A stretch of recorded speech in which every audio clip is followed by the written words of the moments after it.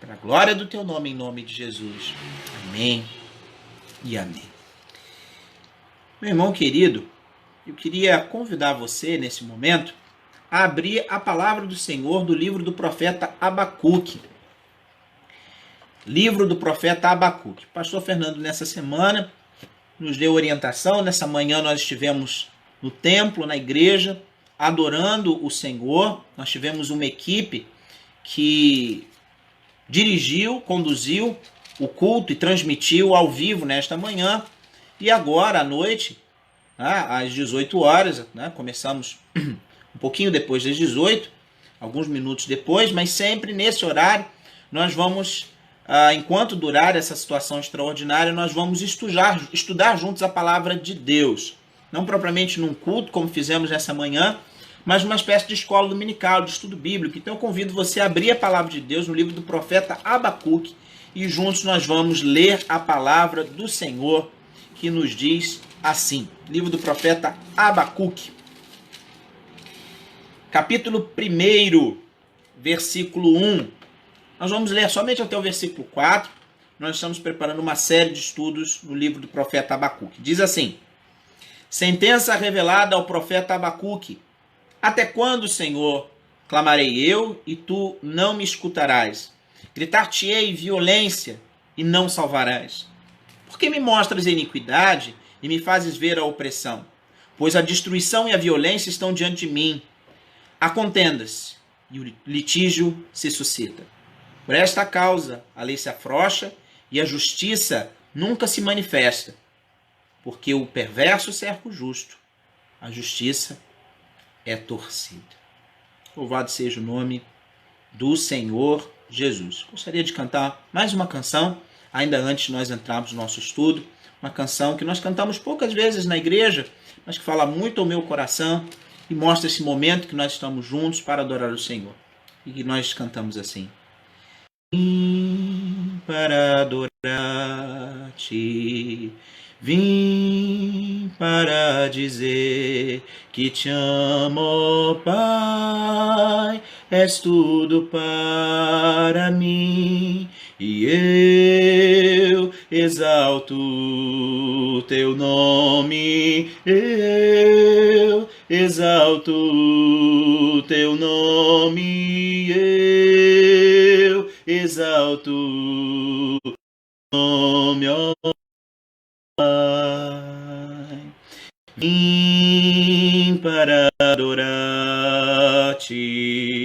vim para dizer que te amo, ó Pai, és tudo para mim, e eu exalto teu nome, eu exalto teu nome, eu exalto teu nome, ó Pai.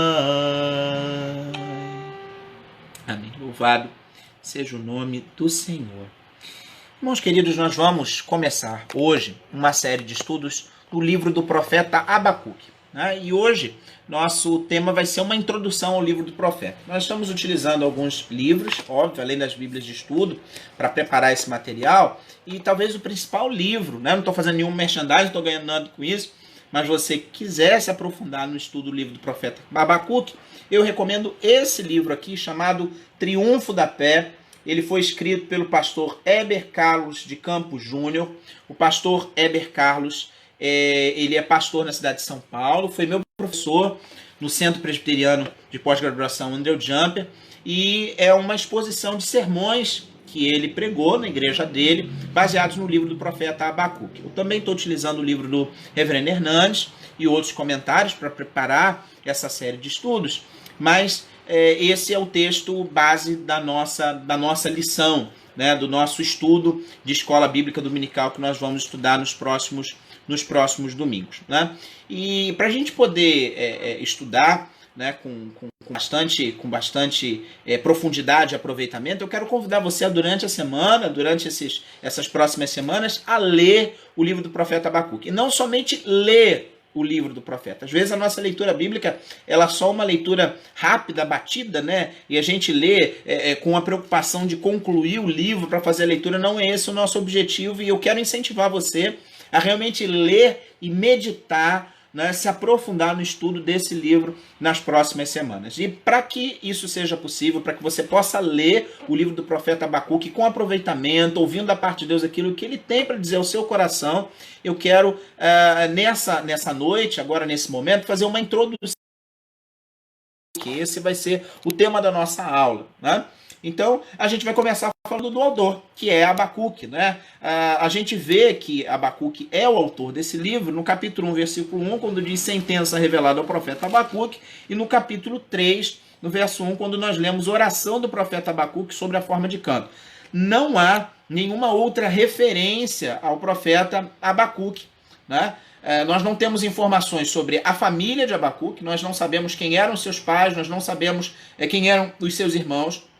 Nós não temos informações da posição social de Abacuque, se ele era um nobre, nós não sabemos se ele era um sacerdote. Alguns acham que, em função do salmo que é composto no capítulo 3, ele talvez levita, mas a gente não tem confirmação, a gente não tem segurança total, isso é uma possibilidade. Nós não temos maiores informações. O que a gente sabe é que a origem do nome dele pode nos indicar duas coisas, né? Segundo a Bíblia de Estudo de Genebra, a palavra Abacuque é uma palavra assíria, né?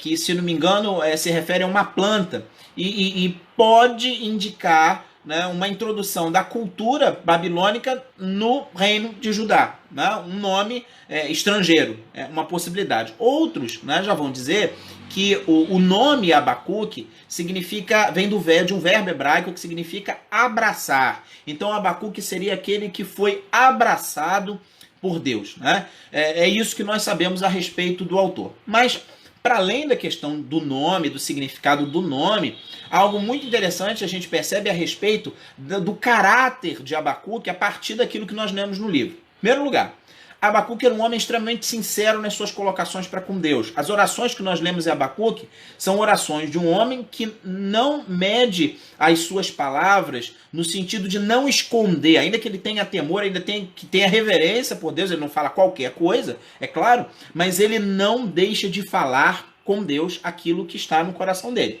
Ele é sincero, ele é objetivo, ele é franco. Segunda coisa que a gente vê é que ele formula perguntas a Deus no decorrer do texto e Deus responde às perguntas. Então ele é um homem que não somente se colocou em perguntas diante de Deus, mas foi um homem respondido por Deus, ainda que a resposta seja muito surpreendente e possa, em alguns momentos, parecer que não era a resposta esperada pelo profeta, e nos traz uma preciosa lição de que às vezes Deus não nos responde exatamente como nós queremos, mas isso não significa que Deus não esteja pronto a nos ouvir e não esteja pronto a nos... Terceira coisa que a gente vê sobre o caráter de Abacuque no texto escrito é que Deus abençoou a vida daquele homem de tal forma a ponto de transformar as dúvidas desesperadas de Abacuque num salmo de louvor e confiança. Então o texto é um texto que vai da angústia até a fé, que passa por um momento de dúvida e caminha para a plena confiança em Deus. Já falamos a respeito do autor, agora eu queria conversar com você um pouquinho a respeito do contexto histórico em que o livro de Abacuque é escrito. Isso é muito importante. Texto sem contexto é pretexto, então é importante você entender em qual contexto histórico está inserido o texto de Abacuque para que você possa interpretar a profecia sem falar coisas que o texto bíblico não diz. E infelizmente, nesse momento tão crítico que nós temos vivido, nós temos visto pastores descontextualizarem textos bíblicos para usarem em proveito próprio, e eu, como fazendo parte da equipe pastoral junto com o pastor Fernando, eu gostaria de alertar você com relação a isso. Muito cuidado com aqueles que tiram trechos da escritura, um trechinho daqui fora completamente do contexto, tirando do contexto histórico, tirando do contexto de tudo aquilo que a escritura nos ensina, para justificar ensinos, né, que na verdade só fomentam a tristeza, só fomentam o ódio, só fomentam, né, uma visão equivocada a respeito de Deus. Então eu quero convidar você a, junto comigo, percorrer um pouquinho as páginas da história, para que na sua casa você possa ler esse texto, possa ouvir da parte de Deus aquilo que ele tem para o seu coração. Qual é o contexto histórico do livro do profeta Abacuque? O reverendo Weber Carlos Campos, ele diz que tem pelo menos 6 hipóteses a respeito de uma data para a qual o texto foi escrito, e eu vou utilizar aqui a data que ele adota, que ele entende, esse autor. Tem uma série de justificativas, trabalhar à medida que vou, mais especificamente o contexto histórico. O texto foi escrito nos primeiros anos do rei Jeoaquim, que foi o penúltimo rei de Judá. Então vamos entender o contexto histórico. Vamos aí voltar centenas de anos antes. Após a morte de Salomão, o reino unificado de Judá e Israel, um único país, se dividiu em 2. Então nós tivemos uma divisão entre o reino do norte, o reino de Israel, e o reino do sul.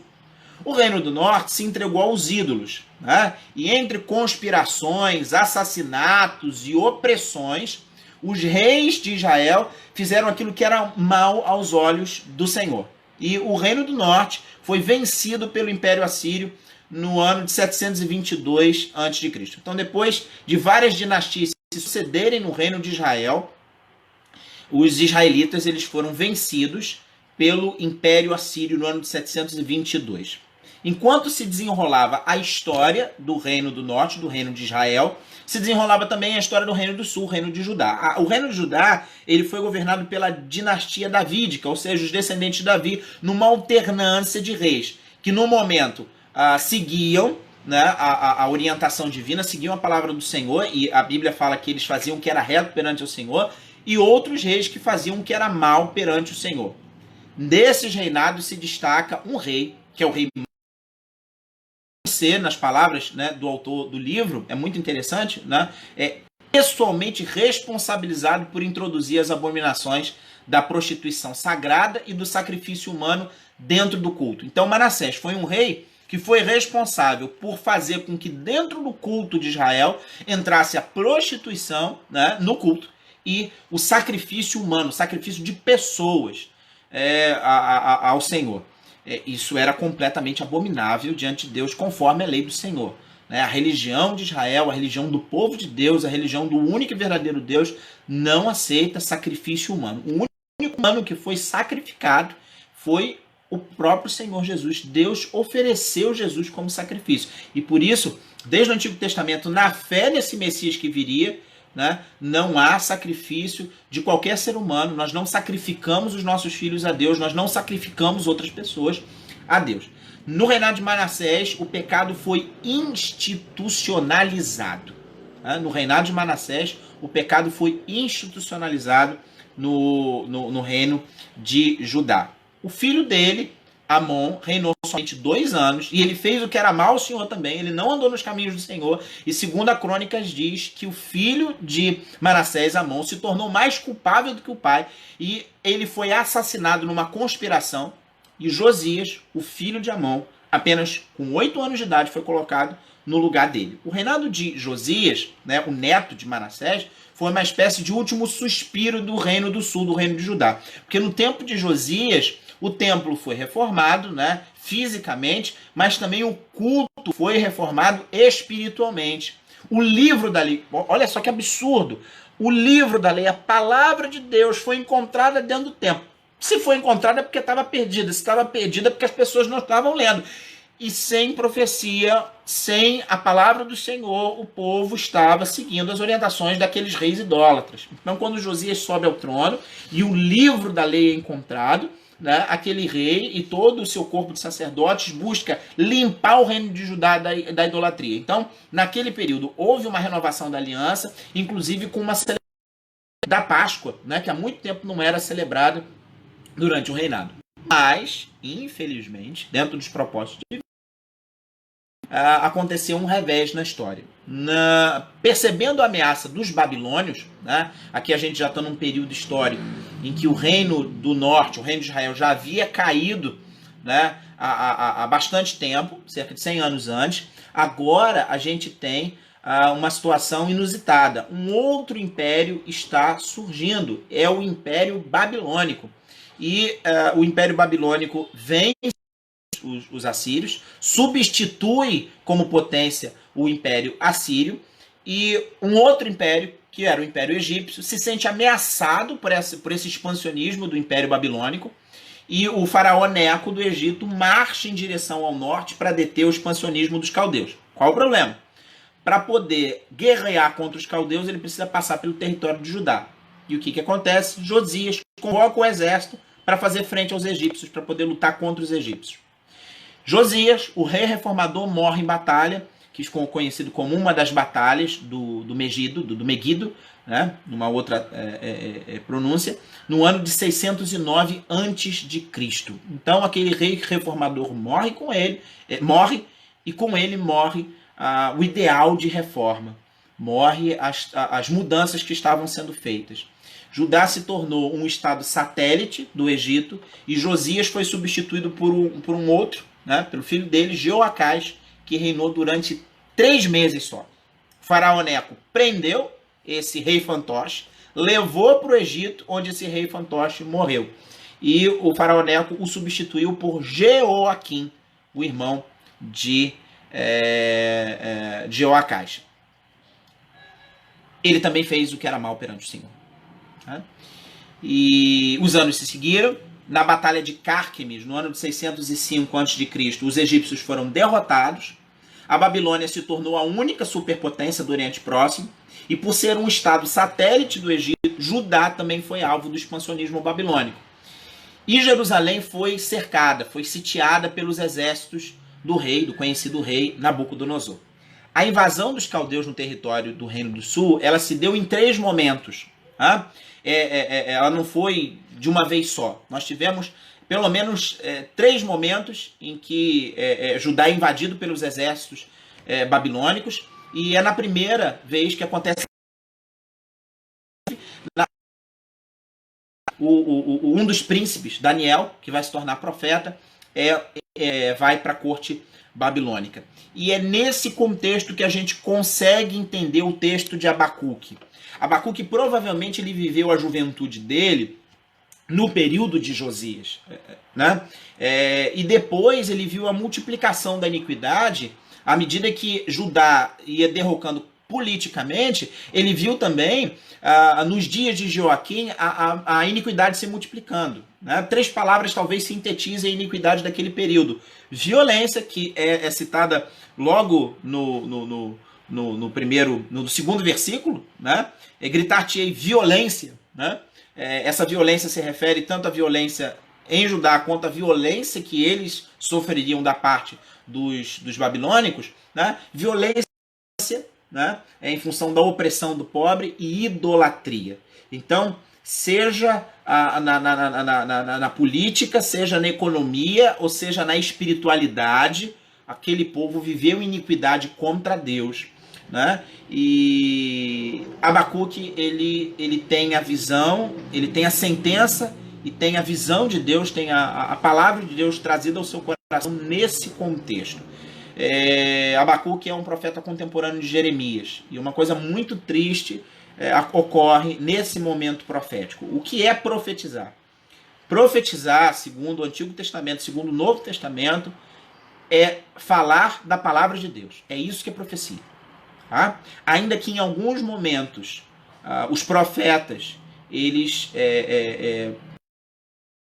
predições do futuro, anunciassem eventos futuros, a mensagem fundamental, a mensagem principal dos profetas era: arrependei-vos.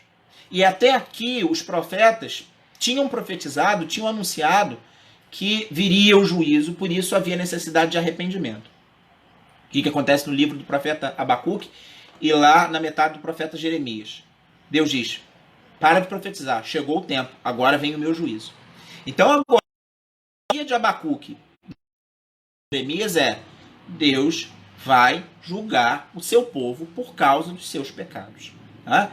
O juízo de Deus era iminente, ele não tinha. Agora, a paciência de Deus havia se esgotado, e ainda que continuasse sendo, e Deus continua sendo um Deus misericordioso, ele não deixou de ser justo, e não deixou de ser fiel à sua palavra. Né? Então, o julgamento que havia sido colocado com uma condição no próprio contexto da aliança, a aliança que havia sido feita lá no Êxodo, lá no deserto do Sinai com Moisés, o povo fez uma aliança com Deus, essa aliança foi diversas vezes renovada com Josué, depois no período dos juízes, e mesmo com Davi e Salomão, e outros reis, né, como o rei Josias.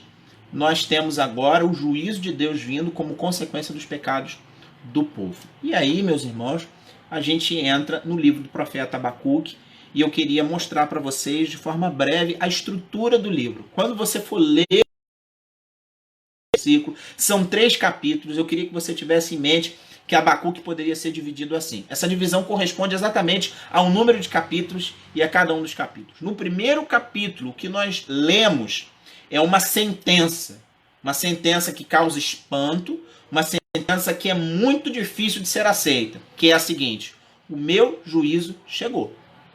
A palavra de Deus ao profeta é: eu vim para julgar o meu povo.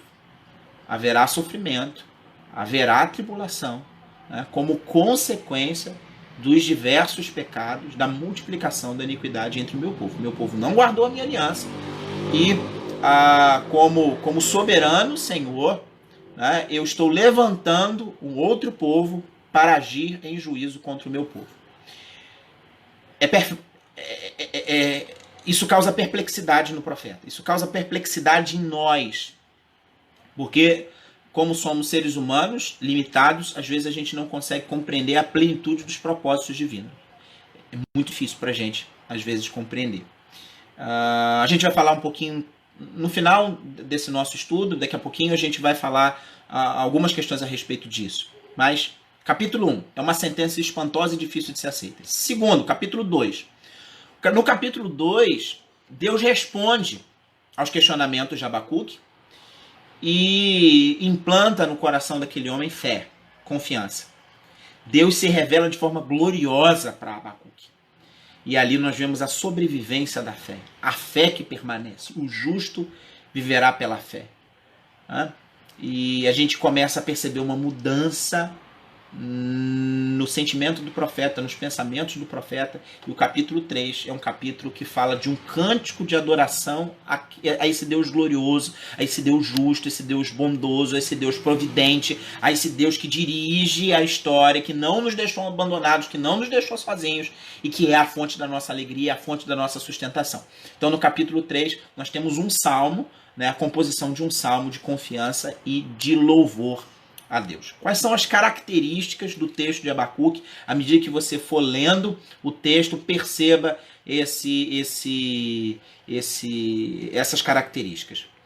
O livro ele é escrito numa forma de diálogo entre Deus e o profeta. Isso é uma coisa muito interessante porque, de uma forma geral, a profecia bíblica é dada de Deus para o povo. Deus fala por meio do seu profeta ao povo. Nesse texto a gente vê o profeta falando diretamente com Deus, como se representando o povo, representando pessoas comuns como eu e você que têm dúvidas, que têm dificuldades em entender determinadas coisas. E nós vemos um profeta não confrontando o povo e os seus pecados, mas confrontando Deus e as suas ações. É muito interessante isso. Então é escrito de uma forma de diálogo. Abacuque ora, questionando uma série de coisas, e Deus responde a Abacuque, colocando o seu caráter, revelando a ele os seus atributos. O texto também nos mostra um ambiente mais pessoal. Diante dos dilemas existenciais, diante das crises profundas que nós vivemos, diante do sofrimento que eu e você individualmente podemos ter e das pessoas que nos cercam, esse texto vai mostrar para a gente algo que se refere a nós, ao nosso próprio caráter, a mim e a você. Revela que Abacuque é um homem franco, sincero e que ouve o Senhor. Você vai ler a respeito de um homem que é extremamente franco, ele fala vem ao coração dele, ainda que de forma reverente, porque ele sabe a quem ele está se dirigindo, mas ele fala, ele não deixa escondido. E mesmo não teria mesmo como esconder, porque a gente sabe disso. Mas Deus ele é muito sincero. Abacuque é muito sincero, né? É muito franco. E ele também é sincero, porque não é apenas franqueza. Não é apenas aquilo que veio à mente. Você pode ser franco no sentido de falar abertamente o que você está pensando, mas aquilo que você está pensando pode não ser sincero. Pode não ser exatamente o que está no seu coração. Às vezes a gente vai falando o que vem na mente, né? Mas aquilo que está vindo à mente, na verdade, está ocultando algumas dúvidas, algumas perplexidades que são mais profundas no nosso coração. À medida que você vai lendo o texto, você vai ver franqueza e sinceridade. O profeta está falando exatamente aquilo que ele está sentindo, não somente aquilo que ele está pensando. E também a gente vai ver um homem que para ouvir o que Deus tem para dizer. Não é um monólogo, é um diálogo. Deus fala com o seu servo.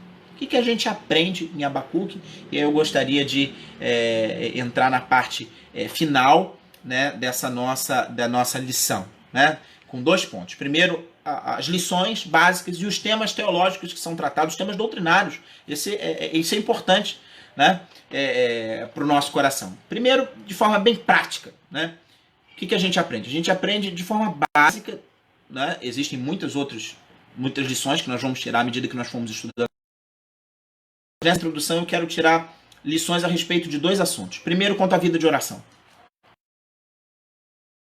E falar diretamente, com sinceridade, sobre os nossos assuntos, sobre todos os assuntos com Deus. Deus nos ouve. Deus nos ouve. A gente não precisa ter milindres para com Deus. Ele nos ouve. Nós podemos falar abertamente com Ele. Segundo, sobre a vida de oração, nós precisamos ter uma intimidade inigualável com Deus. Nós precisamos nos chegar cada vez mais a Ele. Exatamente porque Ele nos ouve e Ele aceita a nossa sinceridade, Ele recebe a nós de braços abertos, que nós somos motivados a falar cada vez mais com Ele. Nós precisamos ter mais intimidade com Deus do que nós temos com nós mesmos, do que nós temos com os nossos filhos, com o nosso esposo, namorado, noiva. Nós precisamos ter uma intimidade mais profunda com Deus do que com qualquer outra pessoa, né? E por fim, algo interessante nas orações de Abacuque nos ensinam que intimidade não é desrespeito. Intimidade não tem nada a ver com falta de reverência, porque intimidade e temor andam juntos. O Salmo 25, no capítulo 14, já ensinava isso pra gente. Intimidade com Deus é para aqueles que temem ao Senhor. Aqueles que não temem ao Senhor, né, aqueles que tratam Ele como um mero colega, né, eles não conhecem a intimidade com Deus. Amizade com Deus não é deixar de saber quem Ele é. Pelo contrário, é saber exatamente quem Ele é. E ter uma completa reverência, né, pelos seus atributos, pelas suas características. Essa é uma primeira lição a respeito da oração. Nossa franqueza, a necessidade de intimidade e, ao mesmo tempo, a intimidade ela é reverência, né? Eles andam juntos. E também a respeito do culto, né? Nós, de uma forma geral, né, culto não é monólogo. Culto é diálogo. Em que sentido culto? Devoção. Eu e você, quando nos aproximamos de Deus, nós precisamos entender que nós podemos e devemos levar a Deus tudo aquilo que é necessário. Mas Ele também fala a nós. Nós precisamos parar para ouvi-lo. O nosso relacionamento com Deus não pode ser baseado só num falo, me queixo, reclamo, peço. Mas tem a contrapartida. Nós precisamos ouvir a Deus. Entender o que Ele deseja para as nossas vidas. Seguir as orientações do que Ele tem para nós. E assim, esses são desses 2 aspectos importantes do culto. Tanto o culto particular, o nosso culto na intimidade, nosso culto doméstico, nosso culto no quarto secreto, quando fechamos a porta e oramos individualmente para com Deus, quanto o nosso culto público na igreja. E assim eu concluo falando dos temas teológicos, os temas doutrinários. Quais são as doutrinas que nós aprendemos nesse texto e que são maravilhosas e fundamentais para que você possamos viver uma vida de fé, uma vida de segurança do Senhor? A primeira é a respeito da providência de Deus. A doutrina da providência de Deus é descrita nesse livro. Como a gente poderia descrever? Né? O Weber Júnior, no seu livro, e eu passo a citar ele, diz que Deus governa toda a criação, inclusive os detalhes da nossa vida, mesmo quando nós não enxergamos um bom propósito imediato para algo ruim que acontece. Coisas ruins fazem parte da vida.